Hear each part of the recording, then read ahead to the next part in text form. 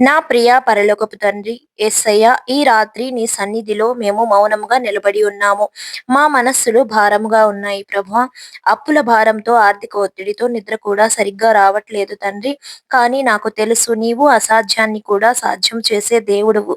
మీరు మాకు తోడుగా ఉన్నారు. ప్రభువా, మీరే మా కాపరి అయ్యున్నారు. నీవుంటే మాకు ఏ కొదువా లేదు. మా చేతులు కూలిపోతున్నాయి. మా హృదయము విశ్వాసంతో నిండిపోయింది ప్రభువా. నీవు నా అప్పుల కట్టడాలను కూడా కూలద్రోయగలవు. నీవు తెరవని ద్వారాలు తెరవగలవు. ప్రభువా నాకు ప్రభువా నాకు సహాయము చేయండి. ఈ కష్టకాలంలో నన్ను నిలబెట్టండి. నాకు అప్పు ఇచ్చిన వారు కూడా నీ పిల్లలే ప్రభువా, వారిని ఆశీర్వదించండి. నాకు సమాధానమును, నెమ్మదిని కలుగచేయండి. నా చేతులు తీసుకునే చేతులు కాదు, ఇచ్చే చేతులు కావాలి ప్రభువా. ప్రభువా, ఈ రాత్రి నేను నీకు అప్పగిస్తున్నాను. నా భారాన్ని, నా కష్టాన్ని, నా అప్పులన్నీ నీవు పరిష్కరించు ప్రభువా. నీ సమయంలో అద్భుతమును చేయండి. నీవు నాతో ఉన్నావు కాబట్టి నేను భయపడను. నా కుటుంబానికి శాంతిని, సౌఖ్యాన్ని అనుగ్రహించు. నీ కృపతో ప్రతి రుణం తీరిపోవాలని విశ్వాసంతో మేము నమ్ముచున్నాము.